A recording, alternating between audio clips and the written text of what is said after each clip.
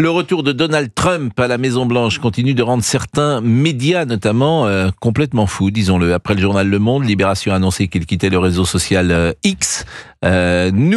Vous parlions hier de chercheurs du CNRS qui sont à l'origine du compte HelloKittyX pour quitter le réseau social. Il y a d'ailleurs des questions qui ont été posées à l'Assemblée nationale parce que le CNRS, c'est votre argent. Ils ont peut-être autre chose à faire.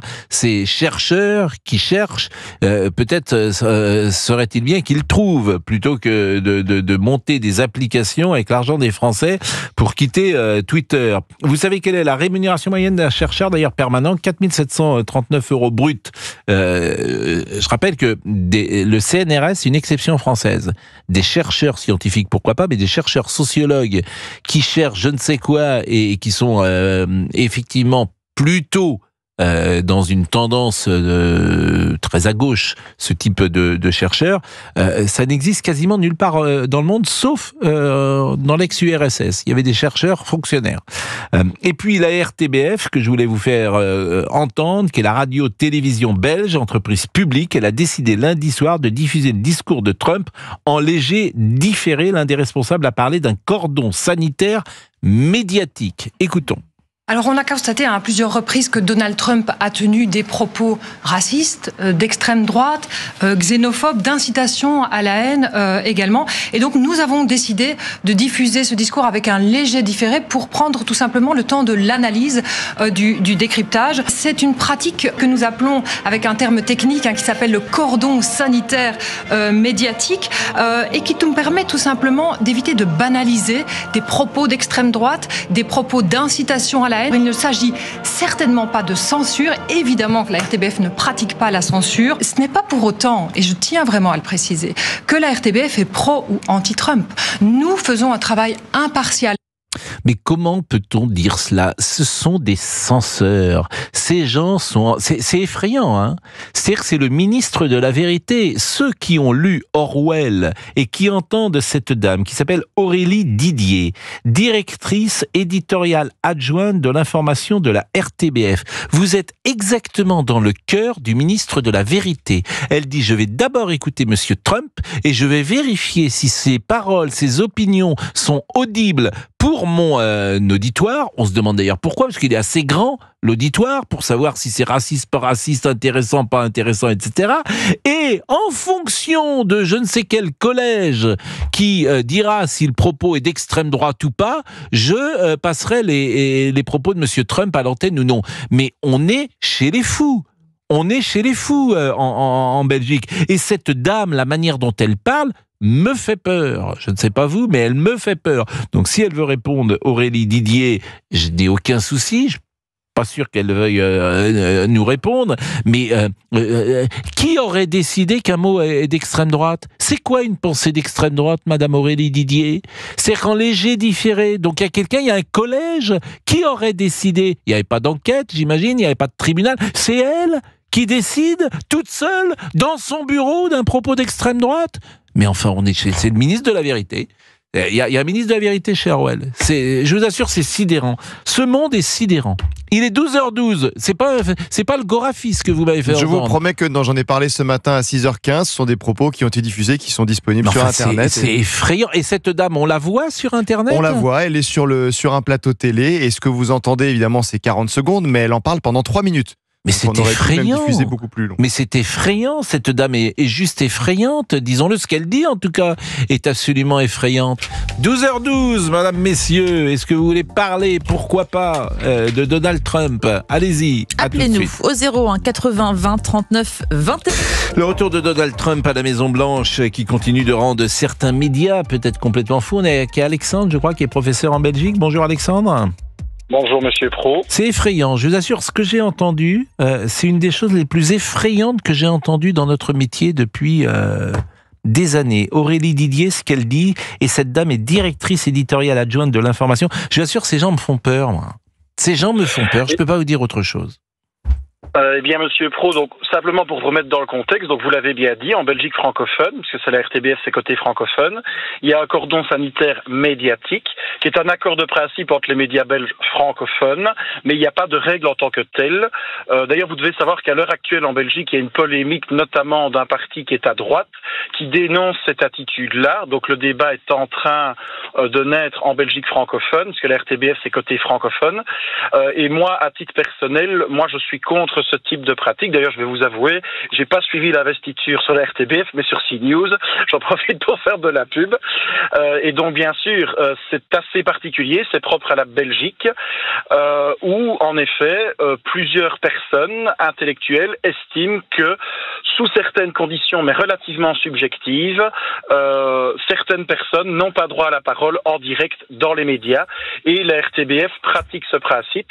Je sais bien que pour vous, en France, ça vous choque. Ce que je comprends, je partage votre point de vue. Je vais prendre votre propre exemple, Monsieur Pro. Je pense que si vous étiez journaliste en Belgique, on ne vous interrogerait pas parce que pour ces principes-là, vous êtes considéré comme d'extrême droite. Je fais référence au maire de Charleroi que votre chaîne CNews avait, il y a quelques mois, l'année dernière, voulu interroger. D'accord. Il avait refusé de s'exprimer sur votre antenne sous prétexte que vous étiez d'extrême droite. Donc voilà, on est là-dessus en Belgique francophone aujourd'hui, malheureusement, où en effet, on a une gauche qui estime ce qui serait bon ou pas bon de dire. Et que pour des propos qu'on aurait tenus, on peut être classé d'extrême droite. Tout à fait. Écoutez, et donc ça, c'est un problème. Je suis d'accord avec vous. Je suis d'accord avec vous, c'est un problème. C'est sidérant parce que moi, je dis toujours la même chose. Mon engagement politique, il peut être multiple. C'est-à-dire que je peux me retrouver sur certains sujets avec les progressistes, et notamment souvent sur les sujets de société.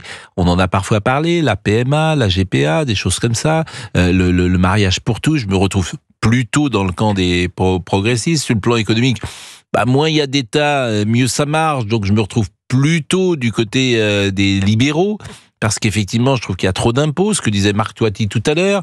Je pense que c'est souvent la meilleure solution, et c'est vrai même que parfois de mettre trop de filets de protection, c'est pas forcément une bonne chose pour les uns et les autres. Et puis en revanche, j'ai envie en revanche de défendre l'identité française, son histoire, sa culture. Mais j'ai l'impression que beaucoup de gens d'ailleurs sont comme moi, donc ils se retrouvent dans des positions politiques où ils font le grand écart parfois entre des positions qu'ils retrouvent dans des partis différents. C'est pour ça que moi je suis pas militant.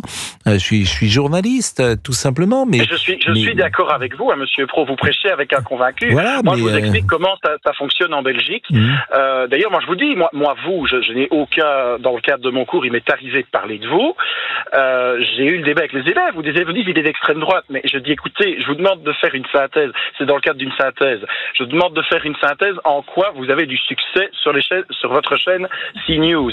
J'ai repris des éléments objectifs. Les élèves qui me disent, vous parlez de quelqu'un d'extrême droite. Non, donc vous voyez, c'est problématique en Belgique. Maintenant, je suis un sujet de thèse, effectivement, en Belgique. Là, on va le perdre. Là, vous m'inquiétez.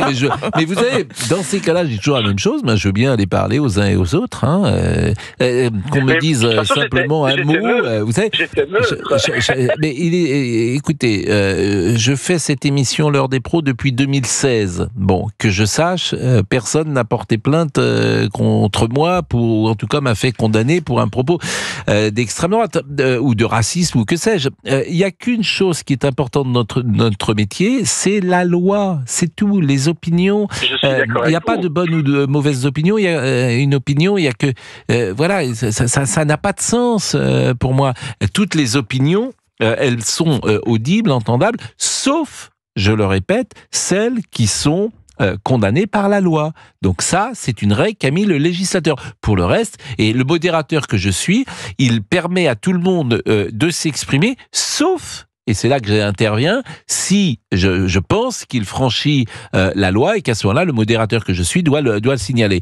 Laurent Tessier voulait qu'on écoute un deuxième passage de cette dame Aurélie Didier, directrice éditoriale adjointe de l'information de la RTBF lundi soir, et qui expliquait pourquoi Trump serait en léger différé. C'est-à-dire que, vous vous rendez compte, en léger différé, c'est-à-dire qu'il y a une sorte de comité de gens autour d'une table qui dit « Ah ben ça, ce qu'il a dit, faudrait peut-être pas l'écouter en fait ». Faudrait peut-être pas l'écouter. Alors j'imagine que tout le discours a été, a été diffusé parce qu'il n'y avait pas matière à le couper. Mais sur le principe, que je trouve ça absolument incroyable, ahurissant, dangereux. Écoutons ce qu'elle disait en plus, cette dame. Alors, en fait, on a croisé des analyses de plusieurs experts sur l'extrême droite, sur les radicalismes, et ils se rejoignent sur plusieurs éléments d'analyse, notamment le racisme, puisque Donald Trump a considéré, par exemple, que les migrants mangent des chiens ou mangent des chats, puisqu'il s'est exprimé également sur le fait qu'il ne reconnaissait pas le résultat de la dernière élection présidentielle, ce qui est quand même une remise en question également du système démocratique américain. Il a également invité ses partisans en 2021, on s'en souvient, à prendre d'assaut le Capitole. Et puis il tient des propos régulièrement misogynes, notamment d'insultes à l'égard des femmes. Et donc tout cela fait que nous avons décidé de ne pas diffuser son discours en direct. Et cette dame dit qu'elle n'est pas du tout militante. À part ça, elle n'est pas du tout militante. Elle reprend toutes les fake news sur tous les sujets. Mais elle n'est pas du tout militante. Mais elle est très étonnante, cette dame Aurélie Didier. Elle a une personnalité influente dans la société belge, monsieur Alexandre. Et je rappelle que vous êtes professeur d'histoire en Belgique. Elle est connue du grand public belge, cette dame ? Oui, on en entend parler. Maintenant, vous devez savoir que le paysage médiatique belge, je sais bien que pour vous, Français, ça vous choque. En tout cas, pour la Belgique francophone, on a deux grands médias télévisuels. Donc, on a la RTBF, le service public, RTL TVI, je dirais l'équivalent chez vous de TF1, par exemple. Et chaque fois vont dans le même sens. Pour la presse écrite, c'est la même chose. Vous prenez Le Soir et La Libre Belgique. Les deux grands quotidiens belges, c'est la même chose. Donc oui, elle est relativement connue. Maintenant, ce que je trouve ahurissant avec elle, monsieur Pro, je vais prendre un exemple de l'actualité belge. Une conférence organisée par la droite belge à l'Université libre de Bruxelles en novembre dernier, où des manifestants d'extrême gauche s'en prennent violemment. J'ai un ami qui était là, qui font la queue pour assister à la conférence, et que ces personnes sont insultées, intimidées parce qu'elles veulent assister à la conférence. La RTBF n'en parle pas. Et ça, c'est interpellant. Là, je rejoins Gilles-William Gonladen en France. On est dans l'aspect France Inter version belge. Pas un mot là-dessus pour la RTBF, simplement des manifestants. J'ai un ami qui était là. Ils ont lancé des fumigènes pour intimider ces personnes d'assister à la conférence. Et je le répète, pas organisé par l'extrême droite, organisé par la droite belge, un parti démocratique, le mouvement réformateur. C'est interpellant. Bon. La venue de M. Bardella chez nous, pareil, pas un mot là-dessus. Les manifestants étaient très agressif. Mais non, on disait que les manifestants avaient raison. Et on était près des je rappelle que la Belgique, la Belgique, c'est aussi le pays qui n'a pas pu organiser la rencontre Belgique-Israël sur son propre sol. Il a fallu que ce match de football ait lieu en Hongrie. Je crois qu'il a été à Debrecen, me semble-t-il, de mémoire. Et c'est, à mon avis, unique qu'un État souverain ne puisse même pas organiser sur son sol une rencontre de sport entre, en l'occurrence, la Belgique et Israël. Merci beaucoup, monsieur le professeur. Et dites à vos élèves que je viendrai avec plaisir les voir. Je vous invite avec grand plaisir. Moi, non, mais j'ai pas trop le temps, malheureusement, parce que du lundi au vendredi... C'est un honneur de vous rencontrer. Bon, non, j'irai pas jusque-là. Venez, Alexandre, venez.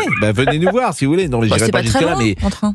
Non, mais je veux bien aller en train. Retour l'après-midi, c'est faisable. Oui, un dimanche après-midi, je vais y aller. Non, pendant la semaine, entre deux émissions. Entre deux émissions. Mais vous êtes au courant qu'il fait un petit peu de télévision? Je sais aussi le soir. Vous remettez la personne? Écoutez, bon, il est 11h26, 12h26, je veux pas qu'on soit en retard. À tout de suite.